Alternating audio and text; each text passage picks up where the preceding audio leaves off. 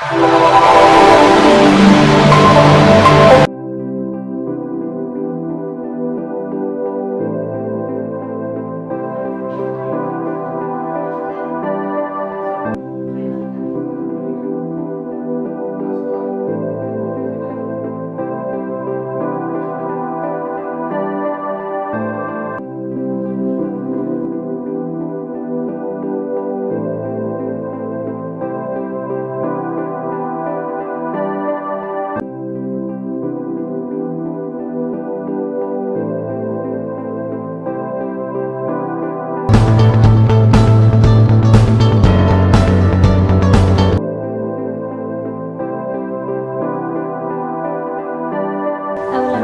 عليكم ورحمة الله تعالى وبركاته. مقعي واني مع محمد الساق ديقتنا جامعة فرونتير فاكولتي Geoscience. سؤال الجواب إذا كجواب علي وحقيقة قنيسة معدنته وحالة هلا سيدة سدح دقح أو كلا إغنيوس إيو متمربك إيو سedimentary أبداً على هلا أن سيدو كلا إغنيوس كوحواي deposit or واي sedimentary كان وحوا بداً على هلا أما مستيل على هلا biyaha iyo shidaalka dabiiciga sidoo kale metamarvigana waxa la helaa macdanta qaybeeda kala duwan diyaaraha roogsidii oo ka koobnaa saddexda dhagax igneous rock metamarvig rock and sedimental rock sidoo kale waxa rabaa inaan wax yar oo kooban ah ka soo qaado dhagaxana ujeedaan waa feldspar sidoo kale dhagaxana ujeedaan waa galeena sidoo kale waxa laga helaa saddexda dhagax ah had soo sheegay igneous metamarvig and sedimentary sidoo kale dhagaxana waxa la chalcopyrite sidoo kale dhagaxana waxa la magnetite.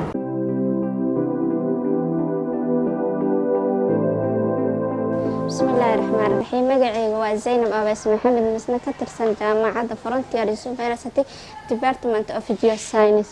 سؤال جواب كذا اسكو إن شاء الله بحيثها إن معدنتا أو قالسن حال اسكو لها محاسة كميدا معدنتا أو قالسن حال اسكو لها precious stone وحانا كميد دايمونكا روبيغا سفايركا أن إمرانكا إن هذه أنا سوق هذا الدايمونكا عريها أو كسميسين هو كربون حوجي سنوات طبعا sidoo kale waxa ku xiga coronium family oo ka tirsan rubiga aan safayrka curiyaha oo ka sameeysan waa aluminum oxide waxaana xoogiisa oo wuxuu gaarayaa 9 waxa ku xiga emeraldka sidoo kale curiyaha oo ka sameeysan emeraldka waa beryllium aluminum silicate plus coronium and vanadium xooga uu ka sameeysan waa 7.5 up to 8.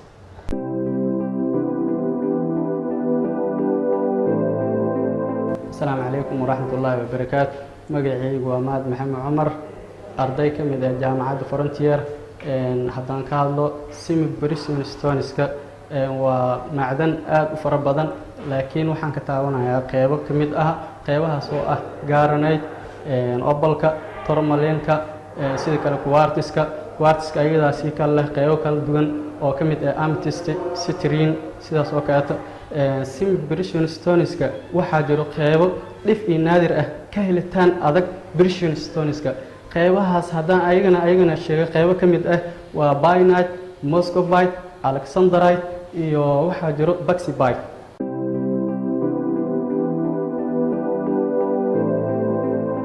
السلام عليكم ورحمة الله تعالى وبركاته. مقعي وصلاة مع حسن دقت جامعة فرونتير فاكولتي جيولوجي. سؤال جدا كجواب قبل هذا لقيه له معدنة الصومالية وحاكمته باي بكول سول السناك عوضل إيران يوجدوا.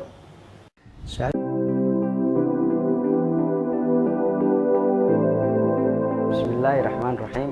مقعي عبد الرحمن مختار محمد كم مقعد ديره هاي فانتاستيك.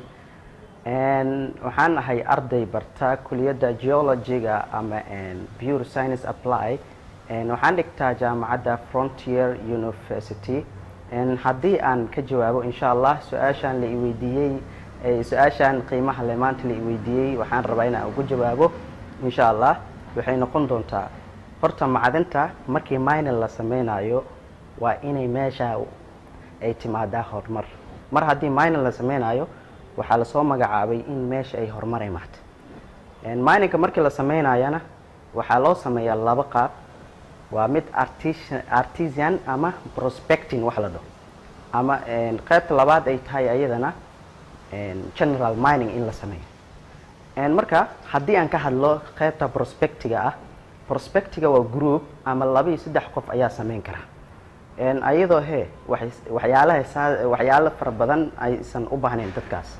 Tusaale ahaan markaad rabtid inaad prospecting sameynayso waxaa ku soo hor istaagayo factors fara badan ayaa jira adiga ku soo hor istaagayo. Tusaale ahaan dadka deegaanka degan waa inaad wacyi gelisaa, aad training fara badan aad siisaa, tababar say macdanta meesha looga soo saaro, aad u sheegtaa haddii macdanta la soo saaro sidee loo safe gareyn karaa macdanta ayadoo waxba la gaarsiinin sidee lagu soo saari karaa. waa in training noocaas aad siisaa. 2 waxaa meesha imaanayo inaad hesho security amni waa inaad heshaa dhul amni leh ayaa wax walba laga sameyn karaa. 3 waa inay baahiyaadka jira aad hal u heli kartaa. 4 waa inaad heshaa toolska yaryar, qalabyada yaryar loo isticmaalo miningka adiga meesha aad ka sameynaysid. 3 waa in aad tan ugu muhiimsan ay tahay haddii meesha aad mining aad ka sameyso waa in aad ka digtoonaataa environmentiga waa inaad ilaalisaa environmentiga ama deegaanka meesha aad macdinta ama mininga aad ka sameynaysid. sababtoo ah waxaa laga yaabaa inay la falgasho macdintaasi wasaqdeeda dadka deegaanka degnaa. haddii aan soo koobo midda kale general miningka ah, kani waa prospectingka ah ee 2 iyo 3 qof ee groupka loo sameynayay ama miningka loogu sameynayay. kan kale loo yaqaano general miningka ee macdinta guud ama macdin qodista guud waa midka ugu weyn loo yaqaano general mining. haddii aan ka hadla asigana kaasi wuxuu u baahan yahay qalabyo waaweyn sida geophysics-ka in dhulka la baaro, diyaaradihii la adeegsado oo magnetic fieldgii la keensado, electrical fieldgii meeshii wixii lagu baaro, sample testing la adeegsado as geological.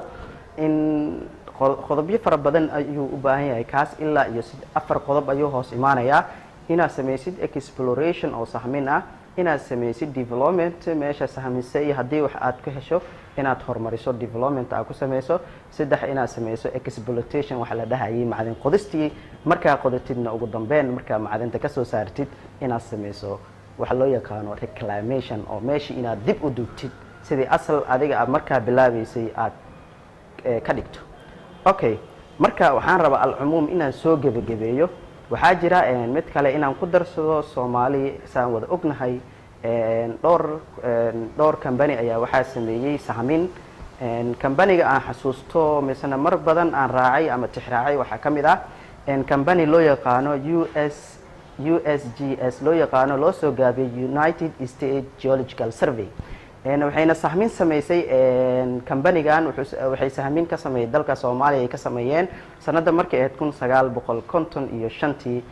Soomaaliyana waxay ku sheegeen inay leedahay guud ahaan 46 deposit ama keed macdaneed inay leedahay. waxayna u kala qaybiyeen 3 ka mid ah wuxuu yiri 1 ka mid ah producer ayaa la sameeyay, 2 ka midana prospecting ayaa lagu sameeyay. taasi micnaheedu waxay tahay haddaan jilciyo 1 ka mid ah waa la qoday, 1 deposit ka mid ah 46daas aan sheegay waa la qoday waxaana laga soo saari jiray macdanta loo yaqaano tin. labada kale waa sii socdeen ayagana prospecting lagu sameynayay weli ma aysan dhamayn laakiin way socday qoditaankii processkii ayaa socday waxaana laga soo saarayay leadka birta loo yaqaano.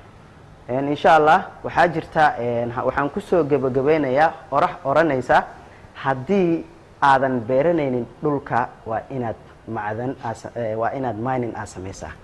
insha Allah waxaan filayaa inaad ka bogoteen jawaabta idin siiyay insha Allah. wabillahi tawfiiq.